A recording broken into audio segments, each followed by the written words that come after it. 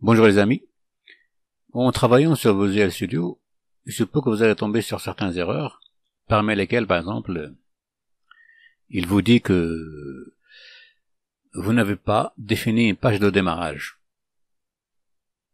par laquelle votre projet démarre, votre projet ASP.NET, un site web, il démarre par défaut. Et il se peut aussi qu'il vous donne une erreur que peut-être vous n'arrivez pas à comprendre. Comme ce genre d'erreur. Je vais vous montrer. Ce genre d'erreur, par exemple.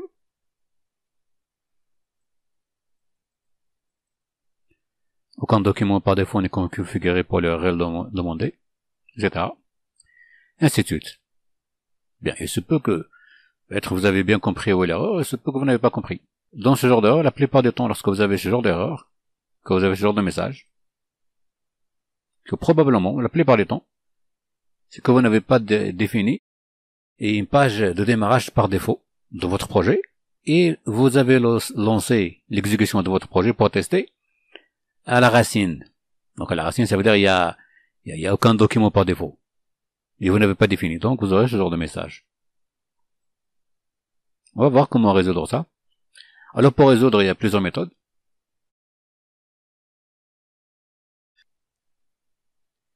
Dans le menu projet, vous cliquez sur propriété de votre projet.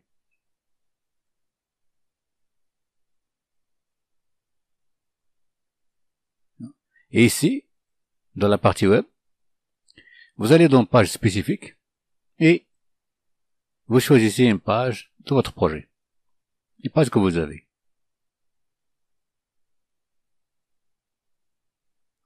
Vous faites OK. Sinon,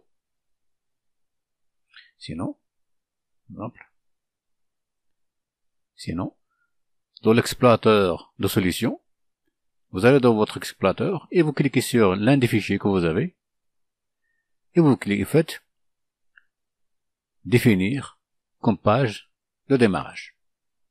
Ça donnera la même chose. Lorsqu'on revient ici, on trouve la page spécifique. Bien. Il y a une autre méthode.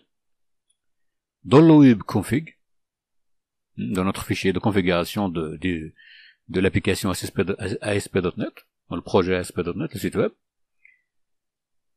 on va définir une page par défaut de démarrage. Il se peut aussi que, bon, si vous avez cette erreur, si vous avez ce genre d'erreur, ici, l'élément configuration n'est pas déclaré, c'est très facile à résoudre ce problème. Alors vous allez dans le menu XML,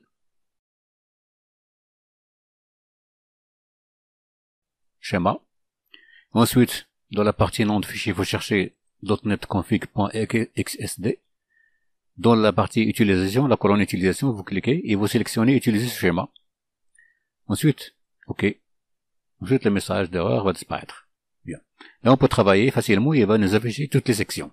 Parce que lorsqu'on a ce genre de message, les sections ne s'affichent pas.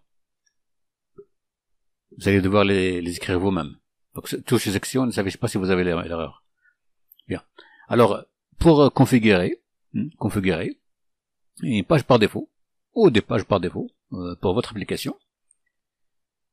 Alors, comme on a dit dans le web config, alors ici, par exemple, derrière, en tout cas dans la section configuration, moi je vais le mettre directement après configuration, on va écrire système,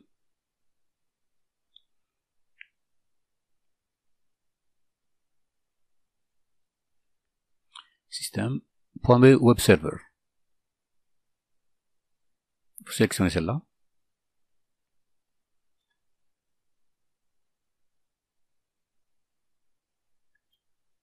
Ensuite, default document.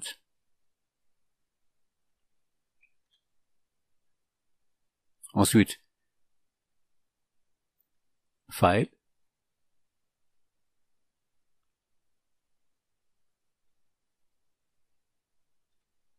Ensuite, alors, on peut passer directement à DOD, mais commencer par clear.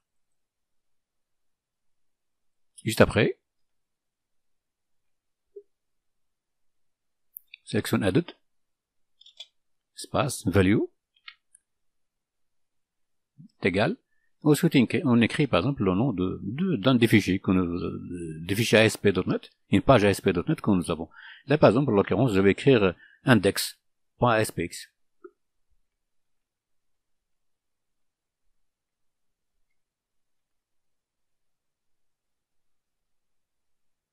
Et voilà.